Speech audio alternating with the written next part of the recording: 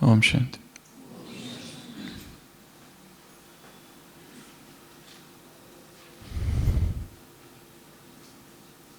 एक अध्यापक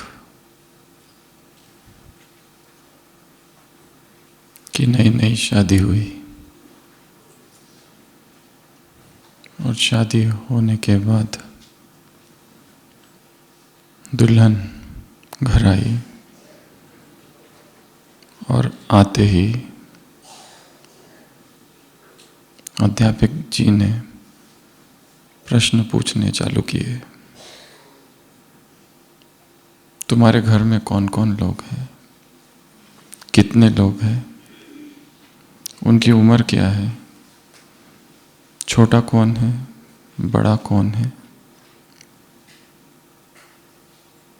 कितने बेकार है, कितने बेरोजगार है, कितने अपने पैरों पर खड़े हैं, तुम्हारी सहेलियां कितनी हैं, उनकी उम्र कितनी है,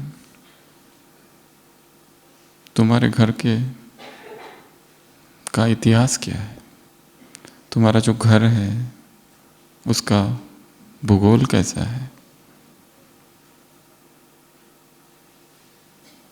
तुम कौन कौन से शहर में घूमी हो,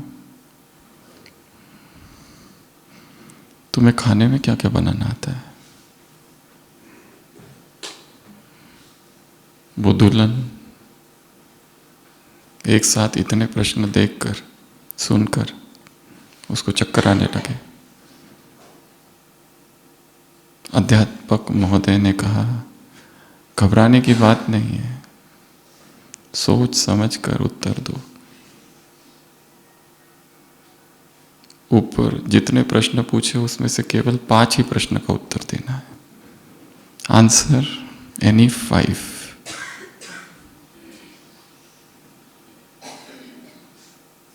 अध्यापक है, आदत है प्रश्न पूछने की।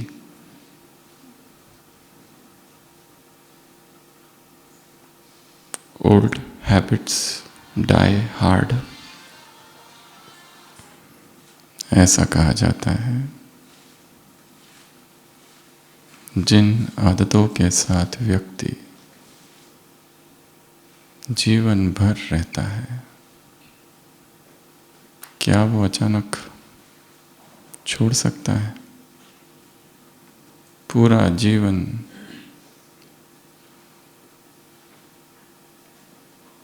उस आदत के साथ वो बिताता है, क्या एक दिन अचानक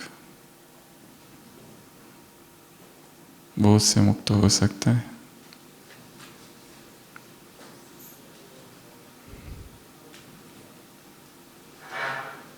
उस आदत से परेशान है, उसे खुद पता है, उस आदत को छोड़ना चाहता है, तंग है, फिर भी वो आदत छूटती नहीं।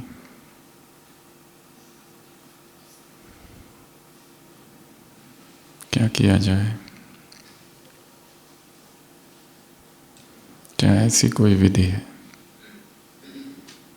जो सहज वो आदत छूट जाए? तो आज सुबह की अव्यक्त वाणी, नए मैं की खोज।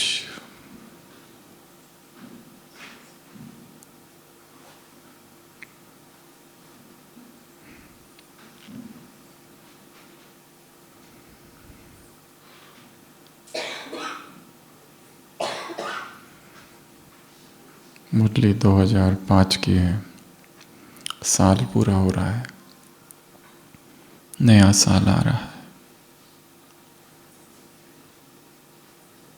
और वर्तमान युग कौन सा है? संगम युग। वास्तव में संगम युग समय का नाम नहीं, अवस्था का नाम है।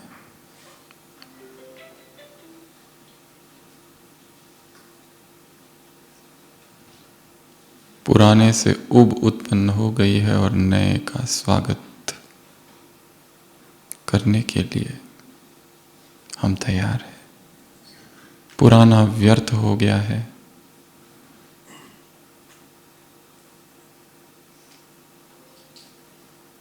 और नए को गले लगाने के लिए हम तैयार हैं। उस अवस्था का नाम संगम युग है।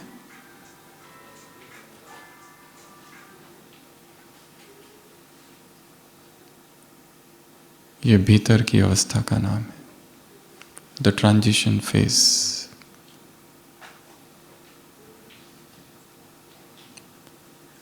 नया वर्ष, नया युग, और तीसरा नव जीवन। ये एक ही चेतना की तीन झलकियां हैं, नवयुग, नववर्ष और नवजीवन। प्रतिपल नया है, जीवन निरंतर नया है।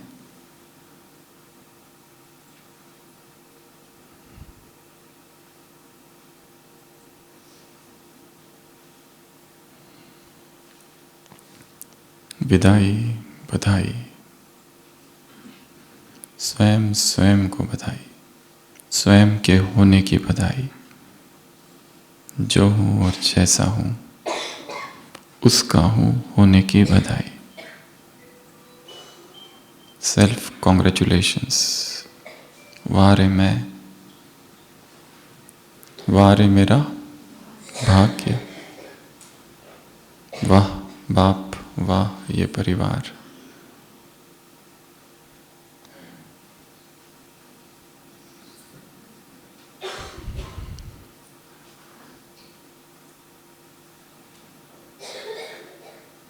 साल पूरा हो रहा है, संगम है, जैसे दो नदियों का संगम, जैसे नदी और सागर का संगम, जैसे पुराने और नए का संगम, जैसे आत्मा और परमात्मा का संगम। और उसमें भी ये संगम विशेष है। ये समय है पुरुषोत्तम बनने का, पुरुषों में उत्तम, स्वयं का ही सर्वोत्तम वर्षन। अब तक के जितने मैं हैं उसमें का सबसे अपडेटेड, सबसे रिफाइंड वर्षन, जिसमें वो फ्लॉज, वो डिफेक्ट्स, वो इम्परफेक्शंस, वो कमियां, वो कमजोरियां नहीं है। अपने ऐसे वर्षन को रोज देखना है।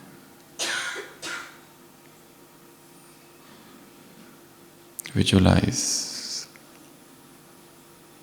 जो मुझ में अभी कमी है वो उसमें नहीं है। या फिर एक चित्र,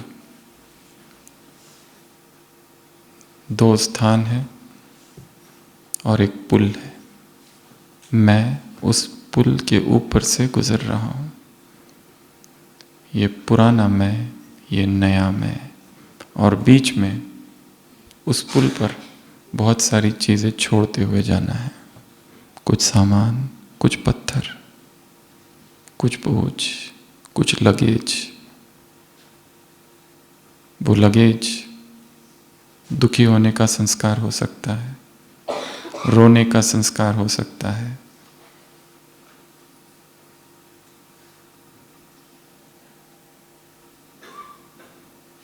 बोझ। आत्मा को बोझ से प्यार है, पता नहीं क्यों। आत्मा को दुख से प्यार है, शायद उस दुख की जो शिकायत करने में जो सुख मिलता है उस सुख से प्यार है।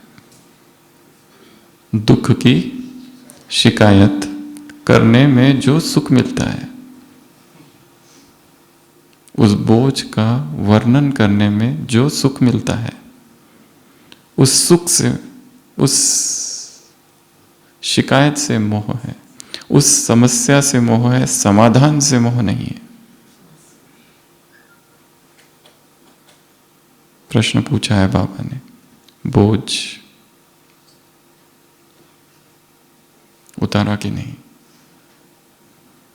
संगम युगी फरिश्ता अर्थात निर्बोझ, निर्भर। क्यों प्यार है? एक कारण ये भी है कि उसकी आदत पड़ गई है।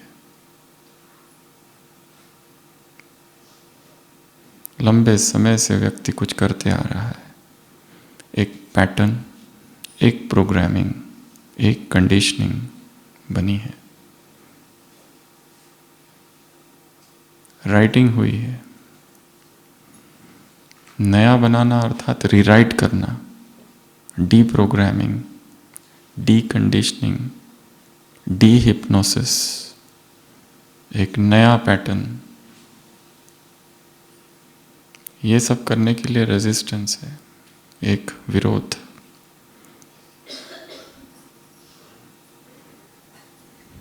तो मूल्य की शुरुआत NNN, नववर्ष, नवजीवन, नवयुग, निर्बोझ N, बोझ नहीं, वो फरिश्ता, बधाई विदाई।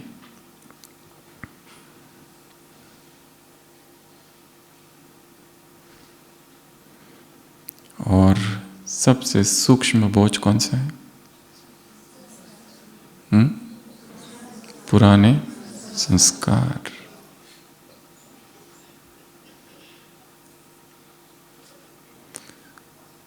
पुराने सौदे की रसीदें है वो, पुराने जो सौदे किए हैं उसकी रसीद।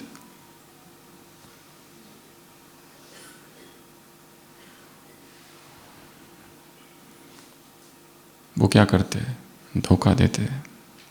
वो क्या करते हैं? अंश से अंश उत्पन्न हो जाता है और उसको हम क्या करते हैं? मार देते हैं। मार ही नहीं देते, मार देते हैं। बेहोश हो जाता है रावण और थोड़ी देर के बाद उठ के खड़ा होके फिर हंसने लगता है, हा हा हा। रावण केवल मरा है, भस्म नहीं हुआ, बेहोश हुआ है, फिर से उठ के खड़ा होता है, फिर से धोखा देता है। पुराने संस्कार, हैबिट्स, एडिक्शंस, संस्कार बहुत गहरे हैं। ऐसा लगता है चले गए। बाबा ने कहा बाकी सब चीजें तो छोड़ दिए, परंतु बाप दादा चेकिंग कर रहे हैं और क्या देख रहे हैं कि वाचा में, संकल्प में उभर उभर कर बाहर आते। तो क्या करो इन संस्कारों का? क्या करो?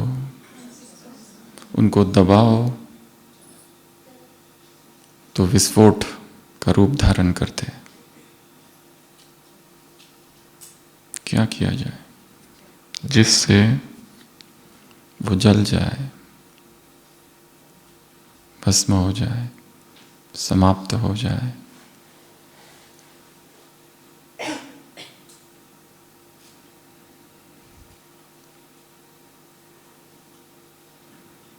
सबसे पहले तो उनको समझना होगा, उनकी जड़ों तक जाना होगा। उनका जन्म कहाँ से हुआ है, कब हुआ है? जब हम उनको समझेंगे, उनकी जड़ों तक जाएंगे, उनका अध्ययन करेंगे, तब वो जो इतना शक्तिशाली स्वरूप दिखाई देता है वो नहीं दिखेगा। अपने संस्कारों को जड़ों से हिलाना है। अपने हैबिट पैटर्न्स को रोल प्लेबैक करना है। रोल प्लेबैक क्या होता है? Back flashes. कोई सीन चल रहा है अचानक और फिर पीछे का दिखाया जाता है कि ये होने से पहले ये हुआ था, ये हुआ था, ये हुआ था। उसको ट्रेस करना पीछे। जो जीवन की परिस्थिति इस समय है वो अतीत का फल है। उसको रोल प्ले बैक, पीछे पीछे जाना, पीछे पीछे जाना, और पीछे और पीछे और पीछे और पीछे। एक पॉइंट आएगा कि वहां से वो चालू हुई और उसके पहले वो था ही नहीं। वो विकार, वो संस्कार, वो बंधन, वो दुख, वो पीड़ा, वो बीमारी, वो डर, वो पैटर्न, वो एंजाइटी, वो बेचैनी,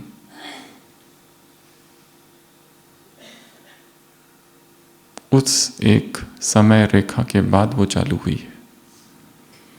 साक्षी होकर अमृत वेला एक बार देखना, ये एक विधि है उस संस्कार से मुक्त होने की। उस संस्कार का अध्ययन करना, उस संस्कार की स्टडी करना। काम, ये कामुक वासनाएं चालू कहां से हुई? कहीं से तो आई है, क्योंकि आत्मा स्वयं तो निर्विकार है। जब वो स्वयं में स्थित है, बाहर से विकार थोपे गए हैं।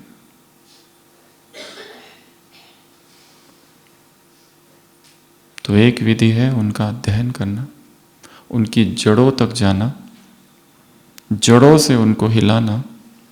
एक विधि है साक्षी होकर उनको देखना। और सबसे पावरफुल विधि है अपने आदतों पर मेडिटेशन करना, अपने संस्कारों पर ध्यान करना, अपने विकारों का चिंतन करना। मेडिटेट, ध्यान, जिसको बाबा ने शब्द प्रयोग किया है योग की अग्नि। अभी तक जो है वो योग है, केवल तप नहीं बना है। तप अर्थात आग।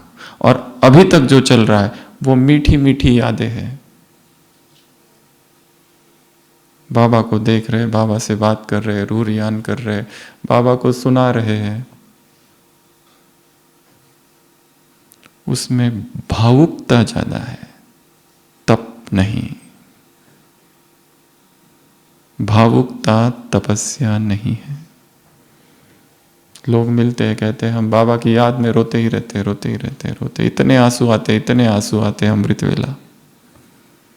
वो भावुकता है। भावुकता अलग, तपश्चर्या अलग। तप तो अग्नि है जो भीतर के संसार को जला देती है, भीतर के पुराने संस्कारों को भस्म कर देती है। और उसके लिए क्या कहा मुरली में? एक चीज चाहिए, एक शक्ति। कौन सी? एकाग्रता। जितनी अधिक एकाग्रता होगी उतनी शक्ति प्रकट होगी। अपने सारे बोझ को पत्थरों के रूप में देखना है और वो सारे पत्थर योग में ऐसा अनुभव करना कि उस ज्योतिर्बिंदु में जाके विलीन हो गए। ये भी योग का एक प्रयोग है। या फिर अपने आप को एक अग्नि में देखना और सूक्ष्म शरीर में जितने विकार हैं, जितनी बीमारियां हैं, वो सूक्ष्म शरीर, वो सारी नाड़ियां, वो मेरिडियंस, वो चक्र, वो सारे शुद्ध हो रहे, सारे ब्लॉकेजेस खुल रहे। इमोशनल ब्लॉकेजेस, ट्रॉमेटिक ब्लॉकेजेस, अतीत में, बचपन में जो दर्दनाक घटनाएं हुई है और उनकी जो दर्दनाक यादें है, वो मर नहीं रही है, भस्म हो रही है, राख। अपने अतीत के विकारी संस्कारों की राख पर बैठकर तपस्या करनी है।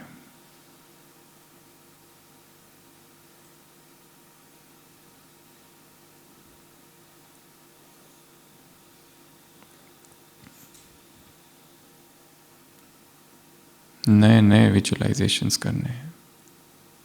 एक गुब्बारा है जिसमें वो सारे बोझ, वो सारे डर, वो सारी चिंताएं, वो सारी बीमारियां, अमृत वेले सब कुछ उसमें भरो और उस गुब्बारे को उड़ते हुए देखो।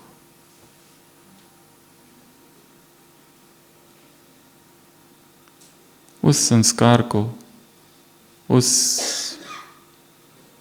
परम प्रिय के आगे अर्पित कर दो। इस मुरली में एक मंत्र है, उस मंत्र का प्रयोग करना है कल से। कौन सा मंत्र है? मन मनाओ। मतलब मुरली पढ़ी नहीं है,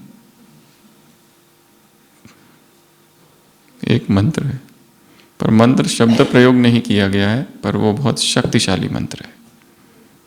कौन सा? मास्टर सर्वशक्तिवान मंत्र है। उस मंत्र का प्रयोग करना है। नामो निशान समाप्त, ये है मंत्र कि अब ये मेरा संस्कार, नामो निशान समाप्त, उसका निशान भी नहीं बचा है। नया हूं मैं, ना उसकी याद है ना उसका स्मरण है। वो दुखी होने का संस्कार, बेचैन होने का संस्कार, उदास होने का संस्कार, नाराज होने का संस्कार, रोने का संस्कार, रूठने रूसने का संस्कार, ब्लेम करने का संस्कार, ब्लेम होने पर विक्टिम सा महसूस करने का संस्कार।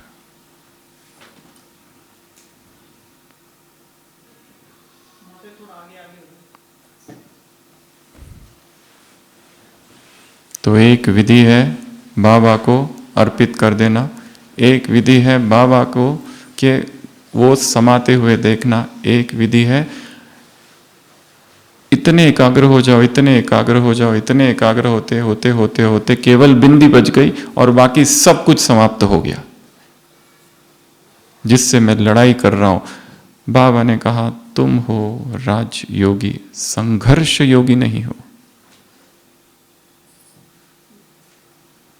प्रजा योगी नहीं हो। राजा को चिल्लाना नहीं पड़ता, राजा की मौन उपस्थिति ही आदेश है। तुम राजा हो। अपने विचारों को आदेश दो और वो तुम्हारे सामने झुकेंगे।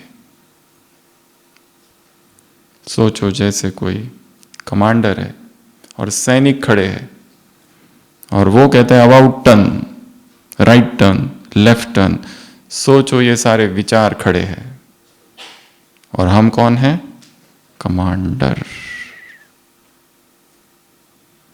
एकाग्र विचारों को, संकल्पों को एकाग्र करना है।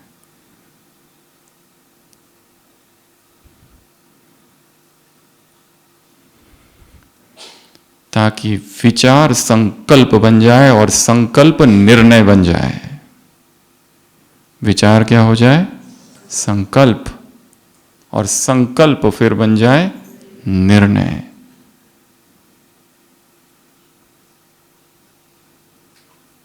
योग की शक्तिशाली अवस्था में जो एकाग्रता अचीव होती है अमृत वेला, उसका कुछ तो फायदा उठाना है। हम उसका फायदा नहीं उठाते और वो एकाग्रता केवल उसी समय आती है, दिन भर नहीं आती है, दिन भर विलीन हो जाती है। उस समय केवल हम बाबा के प्यार में खोने का अनुभव करते हैं। पर उस समय जब कॉन्शियस माइंड, जब चेतन मन शांत हो गया है, बीच का प्री कॉन्शियस जो पर्दा है वो नीचे गिर गया है और हम सीधा अवचेतन में के राज्य में प्रवेश है, वहां पर इस समय का फायदा उठाना है। इसीलिए कहा मेडिटेशन ही एकमात्र मेथड है एडिक्शन से मुक्त होने की। मेडिटेशन ही एकमात्र मेथड है किसी बीमारी से मुक्त होने की। मेडिटेशन ही एकमात्र मेथड है किसी हैबिट से मुक्त होने की। कोई एक संस्कार है, कोई एक प्रोग्रामिंग है, कोई एक कंडीशनिंग है, बाकी सब योग बाजू में रखो और वो 10 मिनट जो इतनी एकाग्रता अचीव हुई है, अब अपने उस संस्कार को लाओ और सारे सीन्स को प्लेबैक करो। दुखी होने के सीन्स सामने लाओ और साक्षी होकर देखो उस सीन को, अनटच्ड। डरने के सीन, जो हम डरे थे, 10 बार डरे थे, वो 10 बार के सीन आंखों के सामने लाओ और फिर देखो उनको, तो डर विलीन हो जाएगा।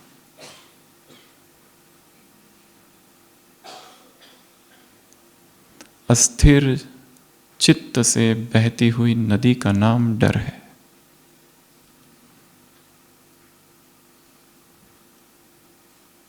चित्त हिल रहा है इसलिए भयभीत है, उसे चिंता है कोई कुछ कर ना दे, कोई कुछ ले ना ले, हमारा छीन ना ले, हमारा मान, हमारी प्रतिष्ठा, हमारा सम्मान।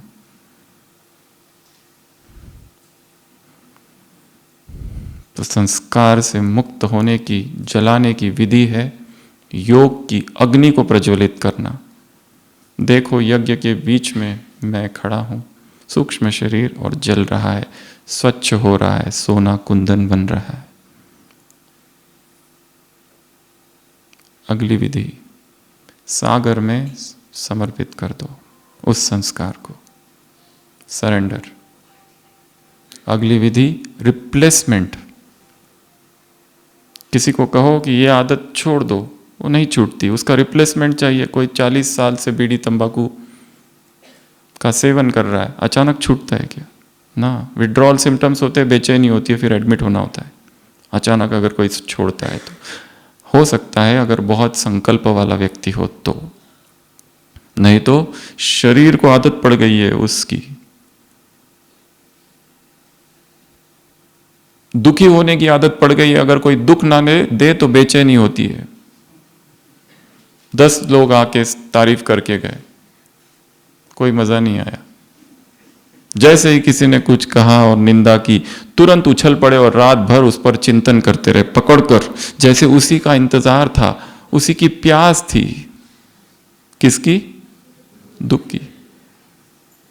100 दिन बीत गए, अभी तक मैं रोई कैसे नहीं?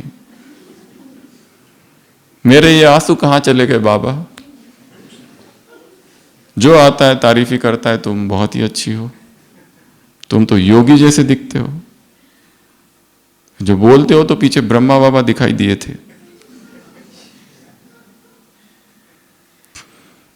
तुम्हारी मुस्कान तो मम्मा जैसी है।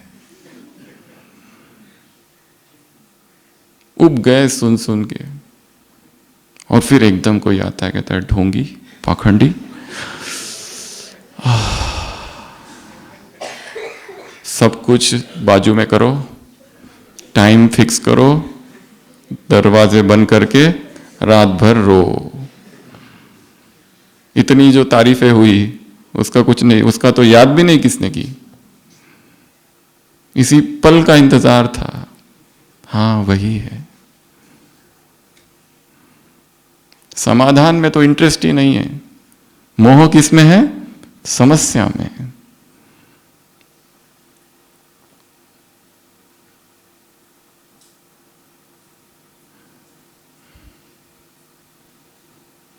रिप्लेसमेंट क्या करना है? रिप्लेसमेंट। अगर व्यर्थ की बातें करने में इंटरेस्ट है तो थोड़ी ज्ञान की चर्चा करो। रिप्लेसमेंट। अगर गॉसिप करने में इंटरेस्ट है तो ज्ञान गॉसिप्स, ज्ञान चिट चैट करो। और एक विधि है पुराने संस्कारों को रीराइट करने की, मुरली। मुरली की पॉइंट्स को इतनी बार पढ़ो, इतनी बार पढ़ो, इतनी बार पढ़ो, कि वो जो पुराने संस्कार है, वो जो पुरानी थॉट पैटर्न है, वो इस नए पैटर्न से रिप्लेस होगा। इसमें लिखना,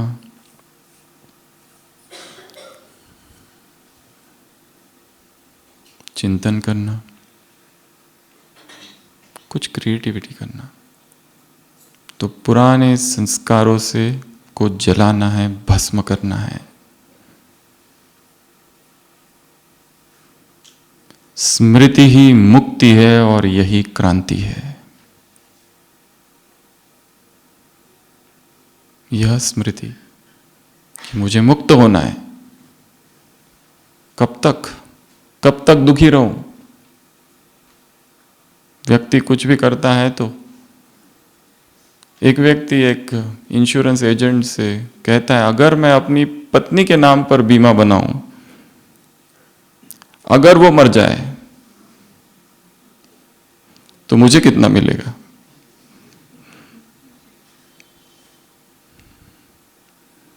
वो एजेंट कहता है, वो जज पर निर्भर करता है, उम्र कैद या फांसी।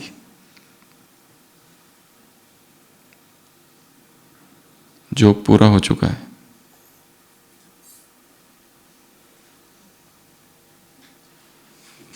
No response.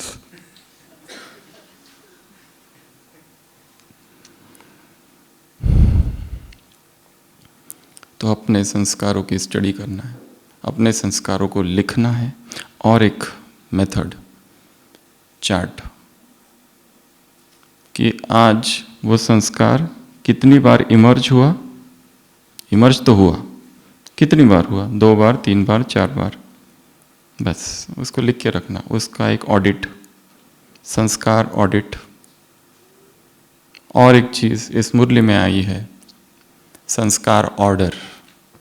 ऑर्डर करो अपने माइंड को। मास्टर सर्वशक्तिवान हो। संस्कार ऑर्डरिंग। और एक मेथड है संस्कार फास्टिंग। संकल्प करो कि आज कुछ भी हो जाए, इस संस्कार को उभरने नहीं देंगे। सुस्ती का संस्कार है, आलस का संस्कार है। आलस का संस्कार राजा जैसा अनुभव कराता है, परंतु बनाता भिखारी है। आलस का संस्कार, सुस्ती का संस्कार अनुभव कौन से कराता है? राजाई के अनुभव कराता है, पर ले कहां जाता है? भिखारी की तरफ।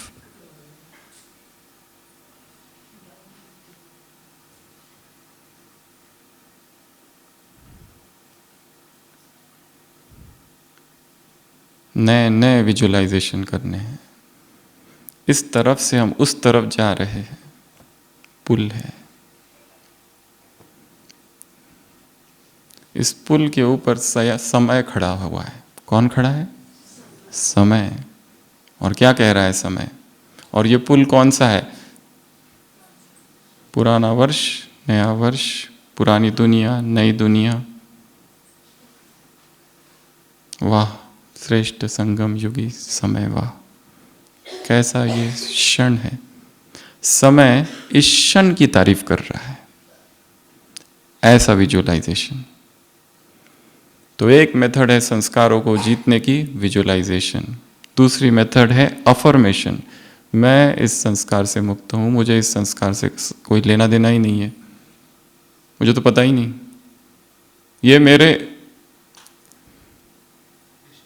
ये मेरी या अगर वो कोई व्यक्ति है, यदि बाधा या बंधन कोई व्यक्ति है, तो संकल्प करना है, ये व्यक्ति मेरी यात्रा का हिस्सा अब नहीं है। क्या संकल्प करेंगे? ये व्यक्ति अब मेरी यात्रा का हिस्सा नहीं है।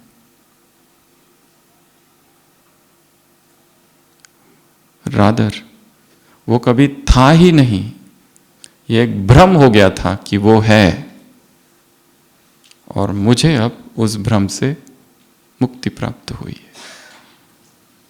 तो संस्कारों को जलाने की एक विधि है अफर्मेशन, दोहराव, रेपिटिशन, एक विधि है विजुअलाइजेशन, एक विधि है रिप्लेसमेंट, एक विधि है सरेंडर, एक विधि है विलीन होते हुए देखना, एक विधि है मेडिटेशन, एक विधि है कंसंट्रेट कर देना माइंड को।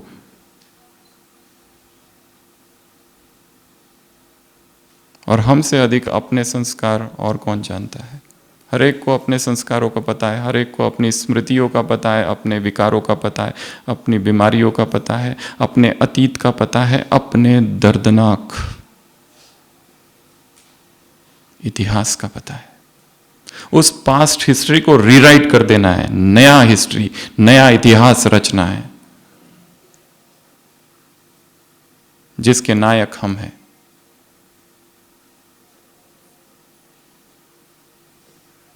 यहां किसी और का कोई काम ही नहीं है।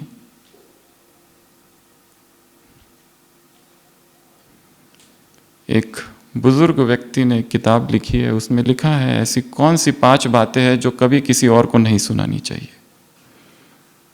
5 things you should not share with anyone। YouTube पे वीडियो भी है।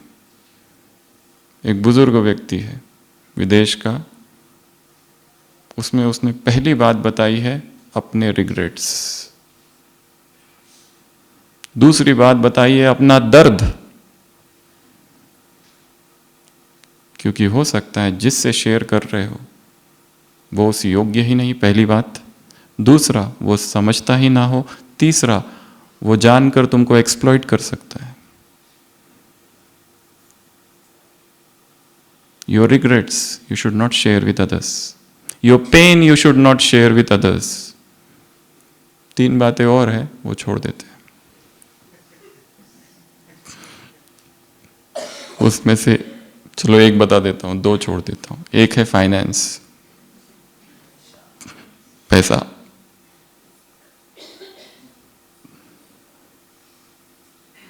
क्योंकि उसमें उस बूढ़े व्यक्ति ने कहा हो सकता है दूसरे ईर्ष्या करे या फिर एक्सप्लॉइट करे या फिर षड्यंत्र।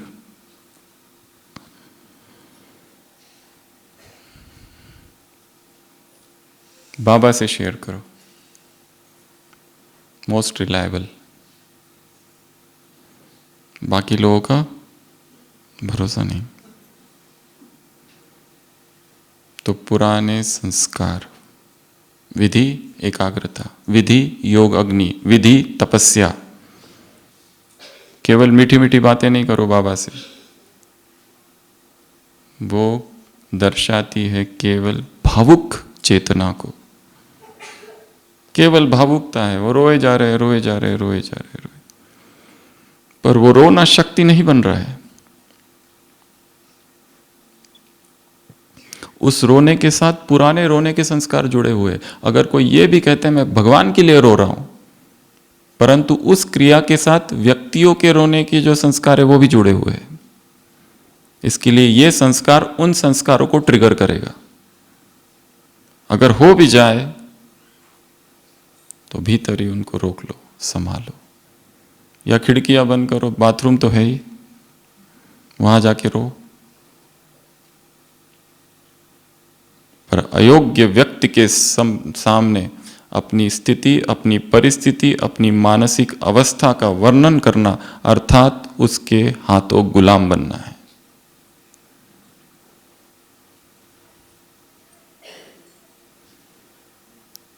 हम तो भूल जाएंगे पर वो याद रखेगा इसकी ये कमजोरी है, और हम ये भूल जाएंगे कि हमने इनको सुनाया था। इसलिए इस मुरली में 90 दिन का होमवर्क दिया है बाबा ने। 90 डेज होमवर्क। आज का कौन सा दिन है? 29 जून। तो जुलाई, अगस्त, सितंबर, 3 महीने का होमवर्क। ये उस समय की मुरली है, जनवरी, फरवरी, मार्च, पर हम इस समय में कन्वर्ट करेंगे उसको। तो होमवर्क की अवधि कितनी है गृह कार्य की? 90 दिन। 90 दिनों में अपने एक ऐसे संस्कार या संस्कारों पर काम करना है कि 90 दिन के बाद उसका नाम निशान ना बचे, एक नया ही व्यक्तित्व हो वो।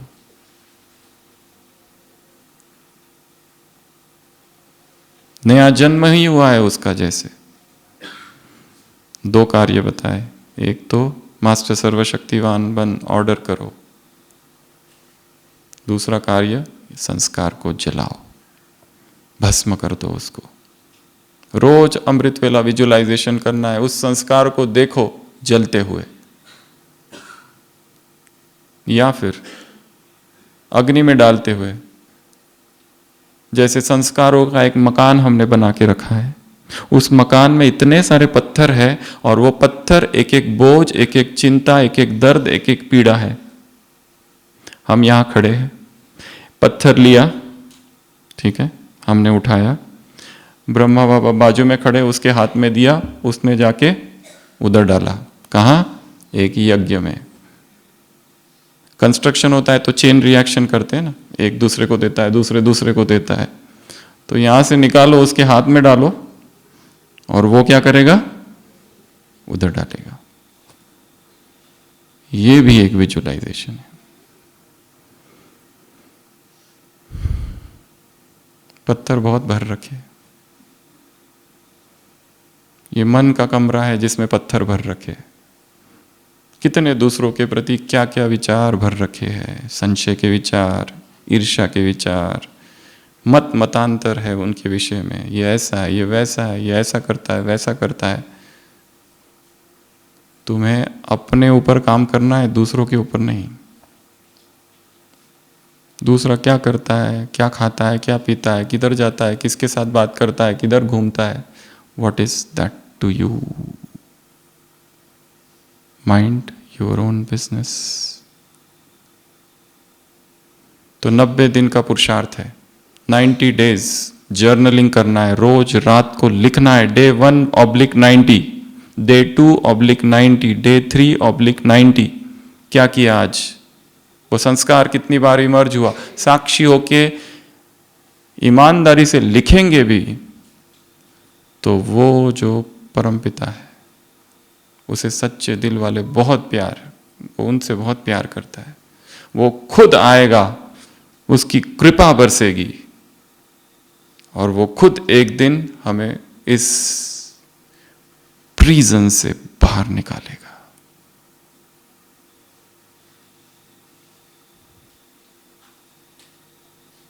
उसके मन में संकल्प उत्पन्न होगा कि ये बंधन में है, एक संस्कार के कारागार में बंद है।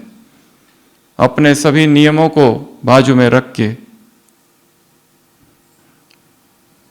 वो वहां से खींचकर हमको बाहर निकालेगा। जा पर कृपा राम की हुई, ता पर कृपा सबकी हुई। फिर अपने आप सारी परिस्थितियां ठीक होती जाएगी,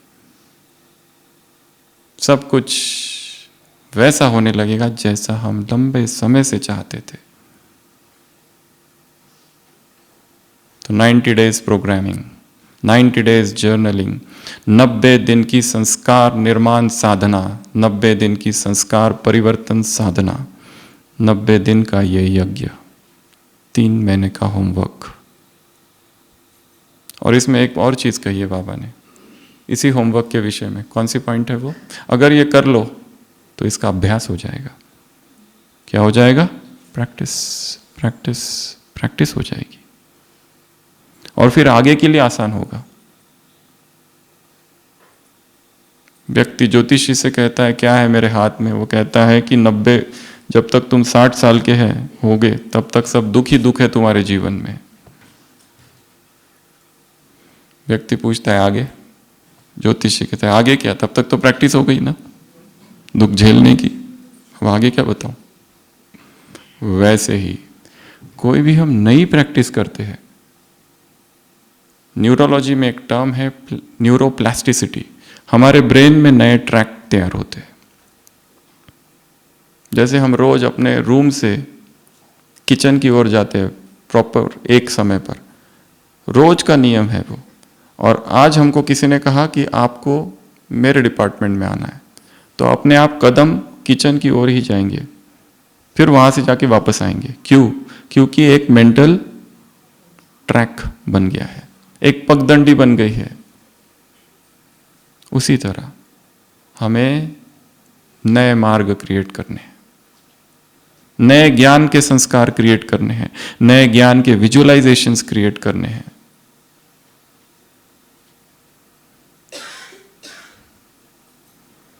और इस मुरली में और एक बहुत पावरफुल पॉइंट है ब्रह्मा बाबा की, कम से कम 10-12 बातें हैं। क्या क्या? ब्रह्मा के जीवन की 10 से 12 बातें हैं। कौन कौन सी बातें? स्थूल वाली बातें, पहला अमृत वेला उठना, 2:30 और 3। दूसरा, बैठते समय नो सपोर्ट। तीसरा, नो स्पेक्टेकल्स, चश्मा। चौथा लेटर लिखते रहे। पांचवा, जो ड्यूटी दी गई थी वो ड्यूटी थी उनकी। कौन सी ड्यूटी? मुरली सुनाना, उच्चारण करना। और पुराना मकान वही, और सोचना, बोलना, करना सेम। और त्याग, तपस्या, सेवा। और तपस्या आदि से अंत तक तपस्या स्वरूप रहा। वो पहला पॉइंट बोल दिया। और क्या बोला है? और भी कुछ बोला है?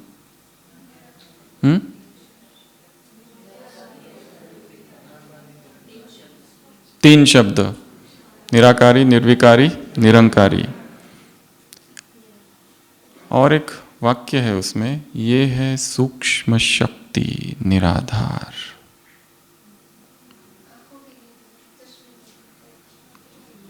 पीठ और आंखों के लिए ये है सूक्ष्म शक्ति। योगी जैसे जैसे आगे बढ़ता जाता है साधना में, उसमें सूक्ष्म शक्ति आने लगती है, सूक्ष्म सिद्धियां प्रकट होने लगती है। वो देख पाता है आर पार क्या हो रहा है और क्यों हो रहा है।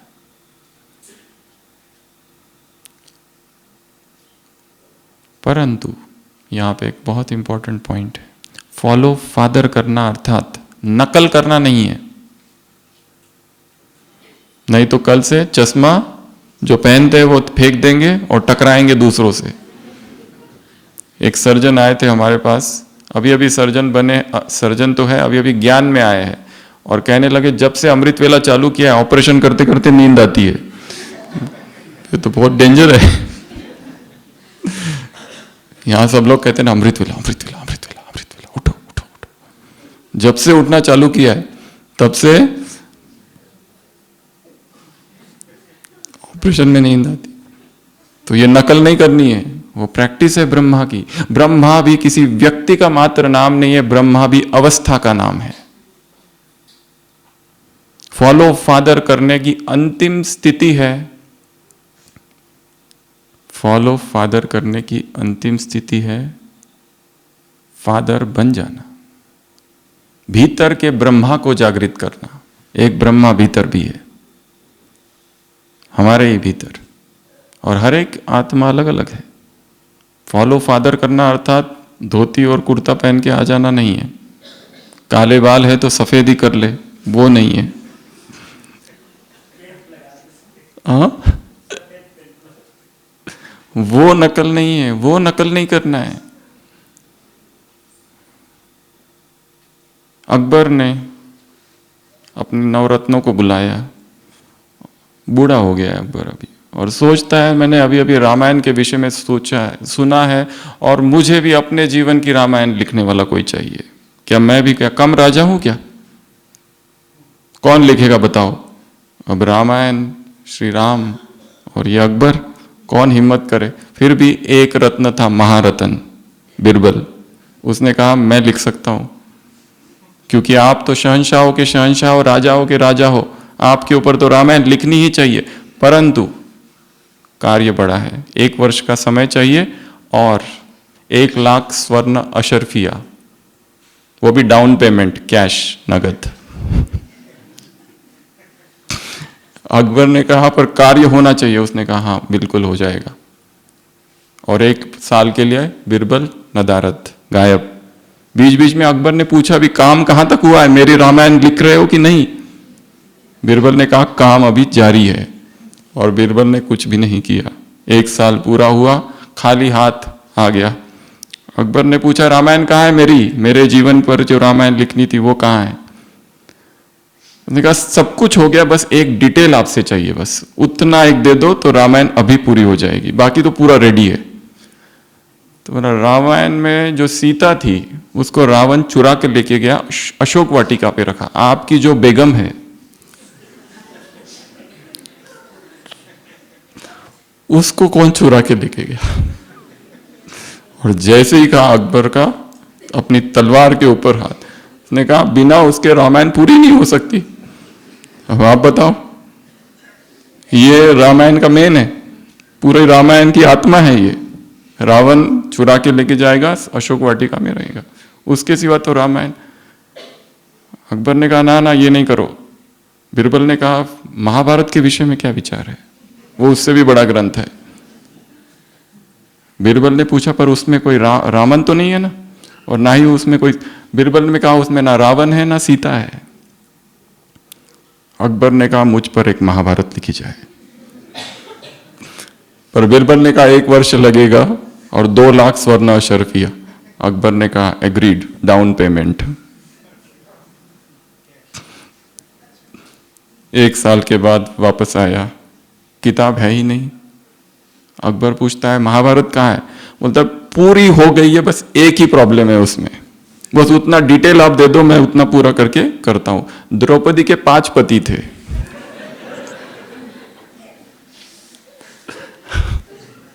इस बार तो अकबर अपनी तलवार निकाल ही लेता है। किसी और की जीवन कहानी हमारी जीवन कहानी पर पेस्ट नहीं की जा सकती। बिरबल कहता है वेदों के विषय में क्या विचार है? अकबर कहता है बस करो अब।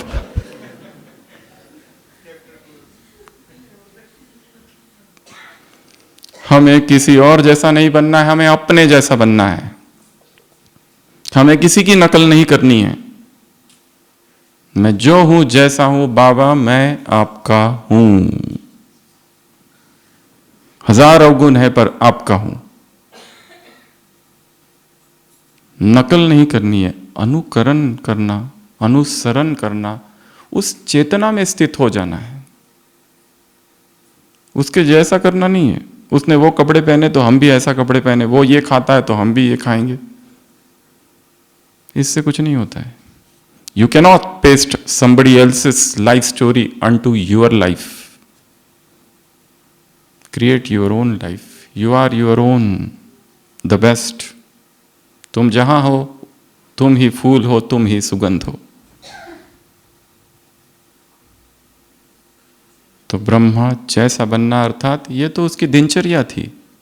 इस दिनचर्या को पाने के लिए आंतरिक विचार कौन से थे, विचारधारा क्या थी, उसको समझना अर्थात बाप समान बनना। और बाप समान बनना अर्थात सारे यज्ञ की जिम्मेदारी मेरे कंधों पर है, ये संकल्प।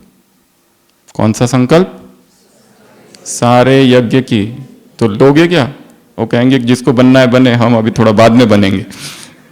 इतनी बड़ी रिस्पॉन्सिबिलिटी, सारे विश्व की रिस्पॉन्सिबिलिटी अपने कंधों पर लेना अर्थात बाप समान बनना।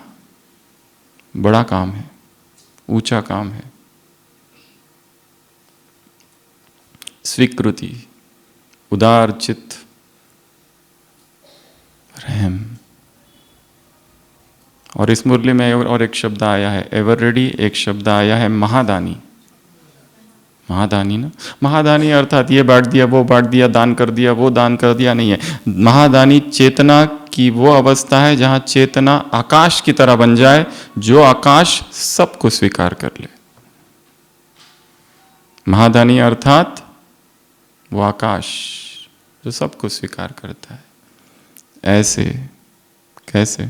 विजयी आत्माओं को, ऐसे सच्ची सेवा करने वाले आत्माओं को, ऐसे हाजी का पाठ पक्का करने वाली आत्माओं को स्लोगन, ऐसे नववर्ष, नवयुग, नवजीवन की बधाइयाँ स्वयं को देने वाली आत्माओं को, पुराने को विदाई देने वाली आत्माओं को, पुराने संस्कारों को भस्म करने वाली आत्माओं को, रावण को जला देने वाली आत्माओं को, ऐसी बाप समान आत्माओं को, ऐसे संगम युगी फरिश्ते आत्माओं को, ऐसे मास्टर सर्वशक्तिवान आत्माओं को ऐसे, 90 दिन का होमवर्क करने वाली आत्माओं को ऐसे, शक्तिशाली बेफिक्र बादशाह आत्माओं को ऐसे, ओ मेरे बेफिक्र बादशाह बच्चों, ऐसे वाक्य आया मुरली में, ऐसे चिंता से मुक्त आत्माओं को, बोझ से मुक्त आत्माओं को ऐसे, वाह मेरा भाग्य, वारे मैं, वारे ड्रामा, वारे ब्राह्मण परिवार कहने वाली आत्माओं को ऐसे, एकाग्रचित्त आत्माओं को ऐसे, नाम और निशान समाप्त इस मंत्र का जप करने वाली आत्माओं को ऐसे ऐसे, पुराने संस्कार को मिटाने वाली, भस्म करने वाली आत्माओं को वो हो गया। और